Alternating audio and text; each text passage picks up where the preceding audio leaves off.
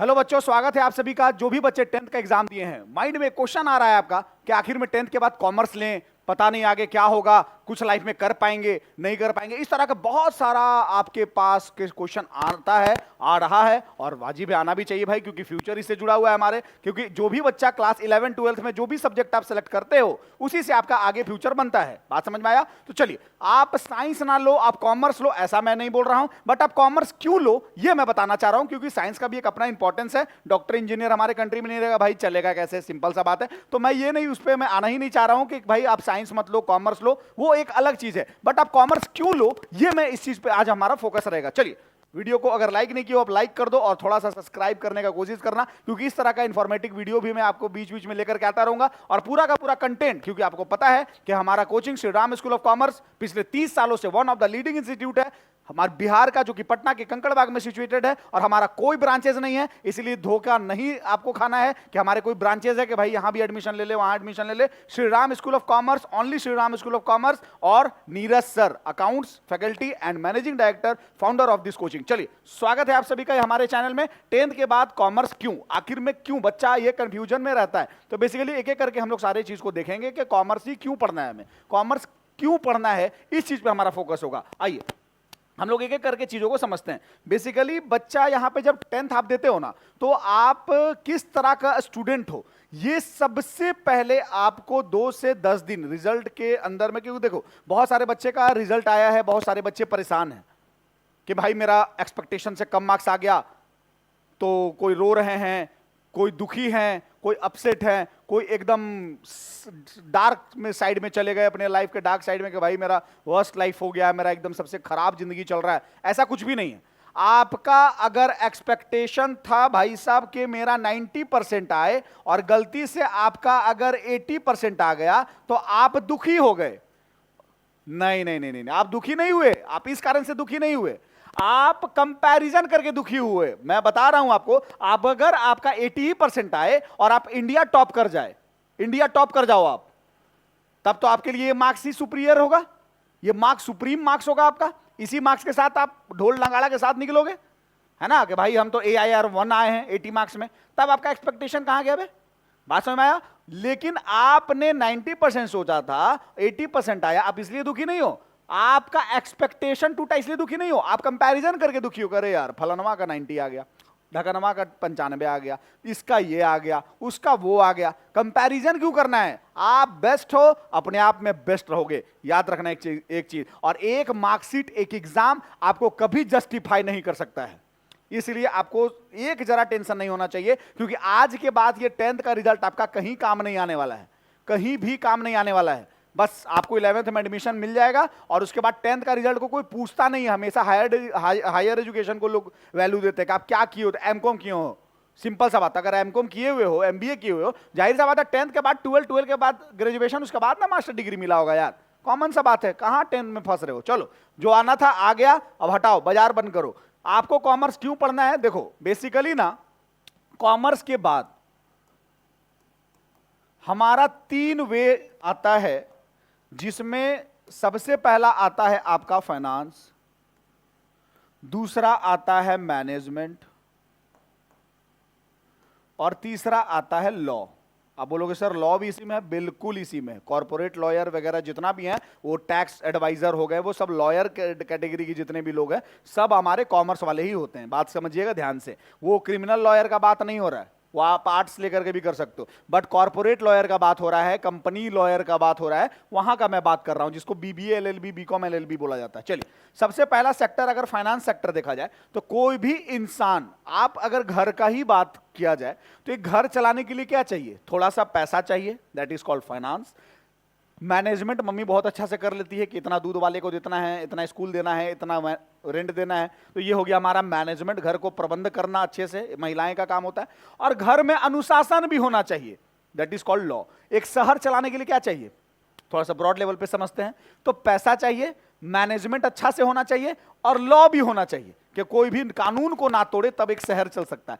Similarly एक देश को भी चलाने के लिए पैसा, प्रबंध और अनुशासन, ये 3 चीज चाहिए। तो आपको यही 3 चीज घर से लेकर के दुनिया तक मिल रहा है। और कॉमर्स जो है वो study about finance, management and law, यही 3 चीज आपको यहां पे सिखाया जाता है। तो क्यों ना कोई ऐसा चीज का हम पढ़ाई करें कि जिससे आपका डेली लाइफ में जो भी चीज आपको दिख रहा है वो सब रिलेटेबल हो। एक चीज मैं बच्चों को बताना चाहूंगा, आप कॉमर्स का नाम शायद पहली बार सुन रहे होगे।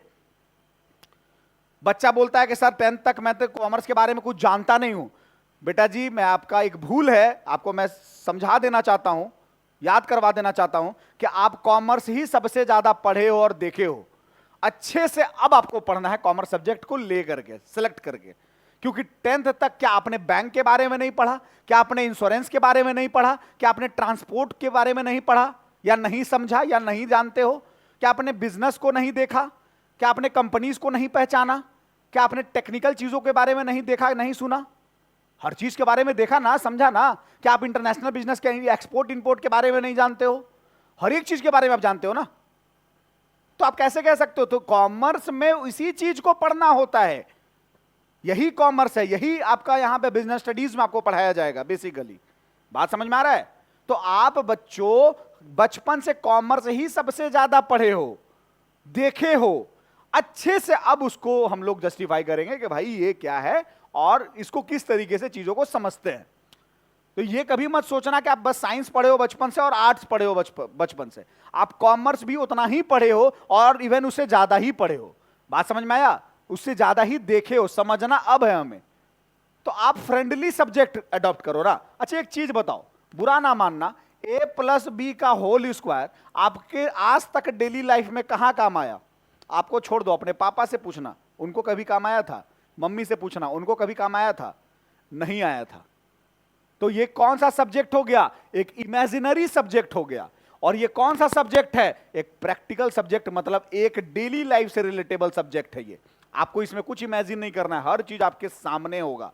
लॉ बन रहा है तो आपके सामने बनेगा, मैनेजमेंट कैसे किया जाता है वो आपके सामने होगा, फाइनेंस आपके सामने होगा। तो मैं बता दूं कि आज के डेट में जितने भी स्टूडेंट्स हैं जो 10th के बाद एक ट्रेडिशनल कोर्स मेडिकल और इंजीनियरिंग की तरफ दौड़ रहे हैं, उनसे मैं एक बात कह देना चाहता हूं कि आप पहले हर चीज को देखो, सीट्स को देखो, अपना कास्ट को देखो, अपने पेरेंट्स के एफिशिएंसी को देखो, अपने पेरेंट्स का अफोर्डेबिलिटी को देखो, अपने पेरेंट्स का फाइनेंशियल बैकग्राउंड को देखो, तब जाकर के आप एक अच्छे जगह पे एडमिशन लो। जगह की जगह खेत के, किसी का घर बिक जा रहा है, किसी के फादर पे कर्ज हो जा रहा है, और स्टूडेंट्स क्या हो रहा है कि अपना दोस्ती यारी निभाने के चक्कर में, थोड़ा सा फ्रेंडशिप सर्कल को मेंटेन करने के चक्कर में, और आप जा करके अपने फ्रेंडशिप के कारण एडमिशन ले रहे हो साइंस में। नीट का तैयारी करेंगे तो जेई का तैयारी करेंगे, हो नहीं पा रहा है, लेकिन तैयारी आपको करना है। तो थोड़ा सा मैं आपसे रिक्वेस्ट करना चाहता हूं कि चीजों को समझो, देखो सीट्स कितना है, कितना अटेम्प्ट में बच्चा निकाल रहा है। जो 10-10 घंटा पढ़ता था उसको कितना समय लगा निकालने में, आप तो 1 घंटा पढ़ रहे हो, 2 घंटा पढ़ रहे हो, तो आपको कितना टाइम लगेगा निकालने में? तो हमको तो सक्सेस ही पाना है ना। तो क्यों ना हम कॉमर्स में आ जाए? तो क्या कॉमर्स में नहीं पढ़ना पड़ेगा सर? बिल्कुल पढ़ना पड़ेगा। आइए सब्जेक्ट के बारे में जानते हैं। सब्जेक्ट जो आपका यहां पे मिलेगा आपको, अकाउंटेंसी, बीएसटी जिसको आप बिजनेस स्टडीज बोलते हो, जिसका फैकल्टी मैं हूं, बिजनेस एंड फाइनेंशियल मैनेजमेंट का। उसके बाद economics, then after applied mathematics, applied maths. उसके बाद लैंग्वेज आ जाता है, इंग्लिश और हिंदी वगैरह जो बोर्ड में आप ले रहे हो, है ना, वो लैंग्वेज आ गया आपका। ठीक। अब बेसिकली ये 3 पेपर पे अगर मैं बात करूं, मैथ्स को तो आप अच्छे से फैमिलियर हो, बट यहां पे कोर मैथ नहीं है, कोर मैथ इंजीनियरिंग वाले को पढ़ना होता है। आपको अप्लाइड मैथमेटिक्स बेटा जी पढ़ना है। अप्लाइड मैथमेटिक्स जो है ओनली फॉर कॉमर्स स्टूडेंट, क्योंकि ये आपका रिलेटेबल होता है आगे का कॉम्पिटिटिव एग्जामिनेशन में। कॉमर्स रिलेटेड जो भी कॉम्पिटिटिव एग्जामिनेशन है, लाइक सीए हो गया, सीएमए हो गया, है ना, कॉम्पिटिटिव का जो भी आपका एंट्रेंस एग्जाम है, वहां पे फाउंडेशन के कोर्स में ये होता है।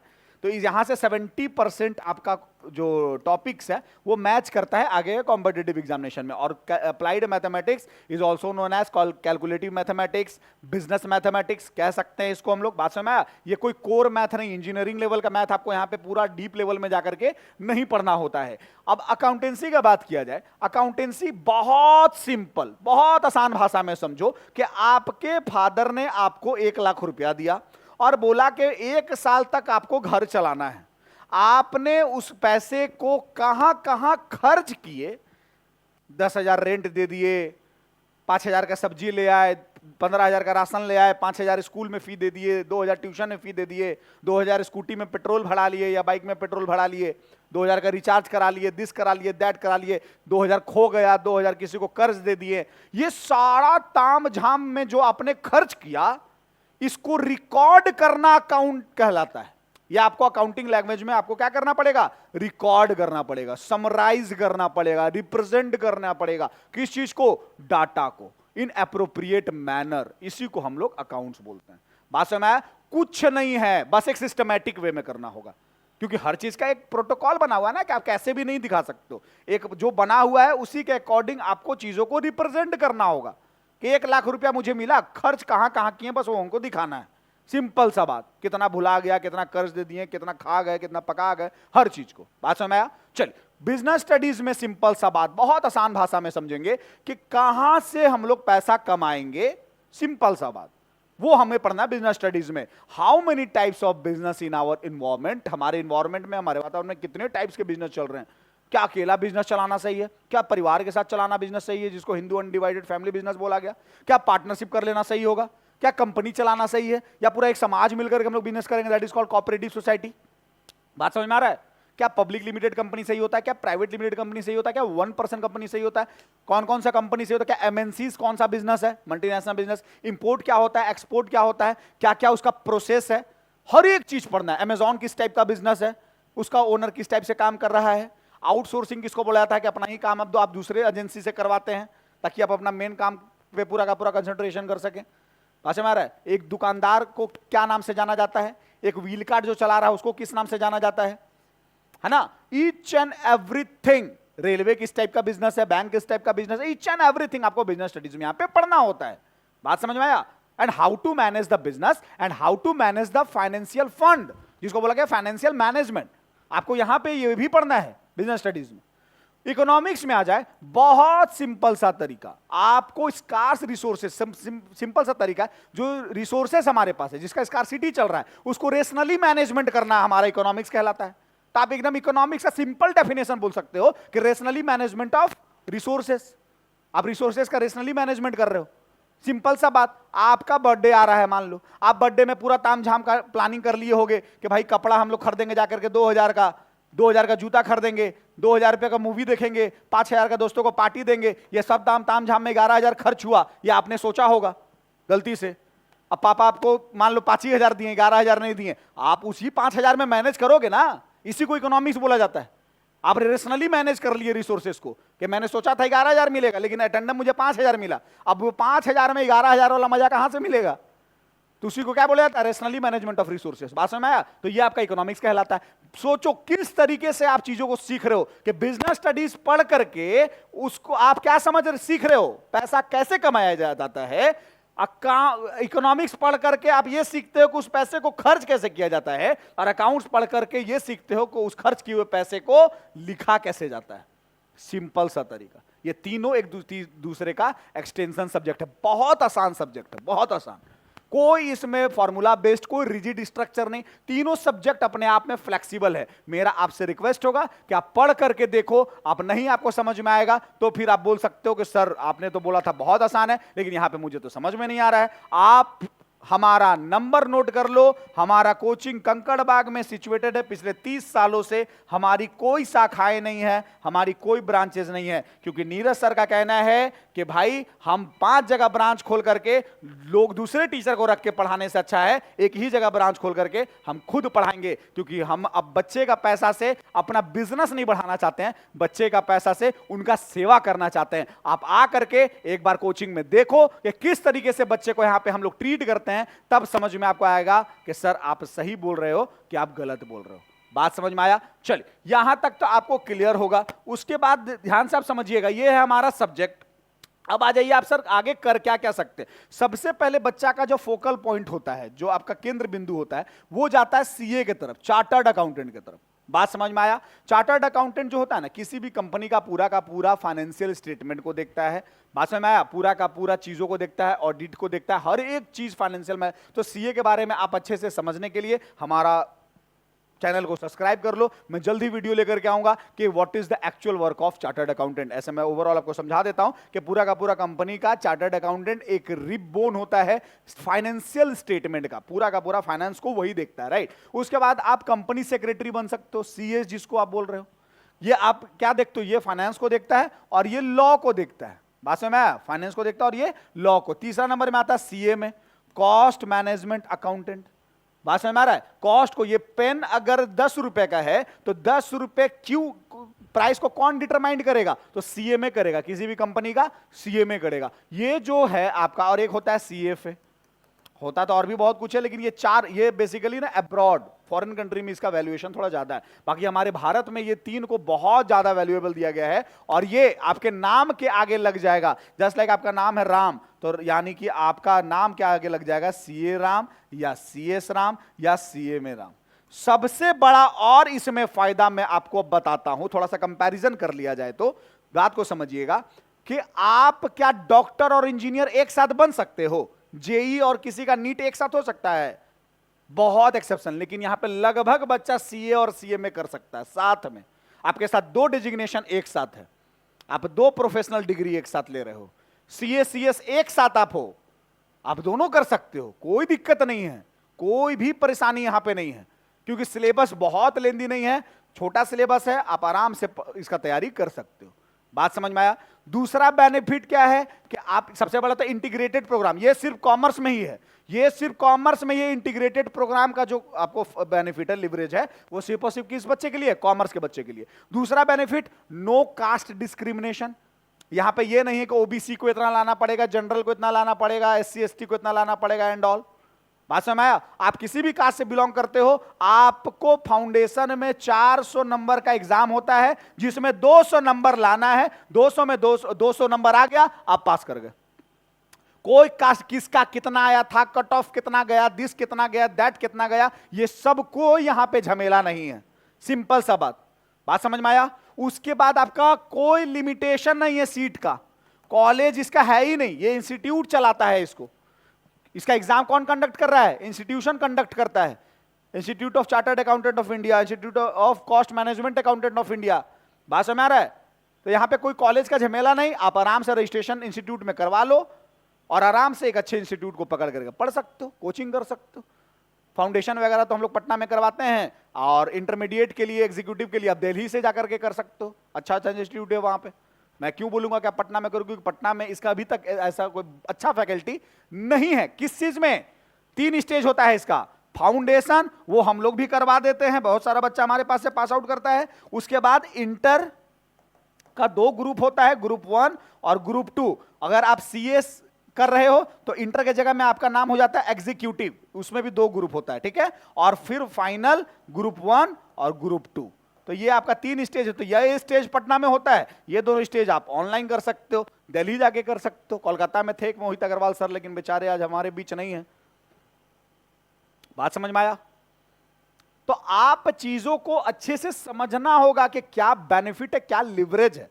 प्लस आप जितना भी आज के डेट में मल्टीनेशनल कंपनी देख रहे हो, जितना भी आज के डेट में आप मल्टीनेशनल कंपनी देख रहे हो, वहां पे आप आज के डेट में आर्टिफिशियल इंटेलिजेंस आ गया है, एआई काम हो रहा है, चैट जीपीटी से काम हो रहा है, दिस हो रहा है, दैट हो रहा है, और मल्टीनेशनल कंपनी हमारा इंडिया आ गया। अब आप बोलोगे सर वहां तो डेवलपर का काम है, डेवलपर तो इंजीनियर होता है, उसके लिए बीटेक करना पड़ेगा। ऑफ कोर्स वो डेवलपर जो होगा वो बीटेक किया हुआ है, मैं मान गया कंप्यूटर साइंस से, ठीक है, लेकिन वो क्या काम कर रहा है बेटा जी? वो काम कर रहा है डेवलपर का, वो डेवलपर काम कर रहा है। बात को समझना, काम किसको करवाना है? काम मान के चलो करवाना है एक बिजनेसमैन को। कोई काम है कि भाई बिजनेसमैन ढूंढ रहा है कि भाई मेरा वर्क कोई कर दे, मान के चलो कि मेरा सोशल मीडिया को एडवर्टीजमेंट कोई कर दे बहुत अच्छे तरीके से, मैं ये ढूंढ रहा हूं, ठीक। तो जो सोशल मीडिया पे जो मेरा एडवर्टीजमेंट करेगा वो चलो साइंस का बच्चा है, डेवलपर है, मैं मान लिया, लेकिन मेरा उस काम को अडॉप्ट कौन करेगा, मेरा काम को समझेगा कौन? तो समझेगा सर बिजनेस एनालिस्ट। कौन समझेगा? बिजनेस एनालिस्ट समझेगा उस काम को। यानी ये दोनों के बीच में मीडिएटर कौन होता है? बिजनेस एनालिस्ट होता है। चैनल सिस्टम बात को समझना। अगर कोई कस्टमर को काम करवाना है, ये अगर कस्टमर है और ये कंपनी है, मान लो टीसीएस, टाटा कंसल्टेंसी सर्विस, इसमें बहुत सारा डेवलपर है। डेवलपर कौन होता है? जो बीटेक करता है, बात को समझना, जो कंप्यूटर में बैठ करके काम कर रहा है, ठीक है। और ये कस्टमर को टीसीएस से काम करवाना है, तो ये डायरेक्ट डेवलपर से बात नहीं करेगा, बीच में कौन रहेगा? बिजनेस एनालिस्ट रहेगा। बीच में कौन रहेगा? Business analyst. बात समझ आया? वो बिजनेस एनालिस्ट कौन होगा? तो कॉमर्स का बच्चा होगा। बीडीएम कौन होगा? बिजनेस डेवलपर मैनेजर, कॉमर्स का बच्चा होगा। परचेज मैनेजर कौन होगा? कॉमर्स का बच्चा होगा। एमबीए करना होगा उसके आपके लिए। पूरा का पूरा मैनेजमेंट आपको वहां सिखाया जाता है, how to manage the firm, how to manage the fund, पैसे को कैसे मैनेज करना है, ऑर्गेनाइजेशन को कैसे मैनेज करना है। एमबीए वगैरह में आपको ये सिखाया जाता है। तो पूरा का पूरा रिलेटेबल कोर्स किससे है? कॉमर्स से। रिस्क एनालिसिस, किसी भी बिजनेस को आपको रिस्क को एनालिसिस करना है। इन्वेस्टमेंट बैंकर आप बन सकते हो किसी भी कंपनी का। तो आप चीजों को, अच्छा स्टॉक मार्केट, आज के डेट में किसको नहीं पता है स्टॉक मार्केट के बारे में?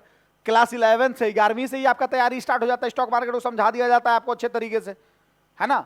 तो आप यहां पे ना एक रियलिस्टिक चीजों का तैयारी कर रहे हो, प्रॉपर चीजों का तैयारी कर रहे हो, कोई इमेजिनरी चीजों का तैयारी नहीं कर रहे हो। आप मेरे बच्चों, मैं आपसे रिक्वेस्ट करूंगा कि आप आ करके या ऑनलाइन के माध्यम से हमसे डेमो क्लास लो और भरसक प्रयास करो कि कॉमर्स ही सब्जेक्ट ले, क्योंकि आपको सक्सेस ही तो होना है ना यार, तो क्यों जिंदगी झंड करना है। धन्यवाद।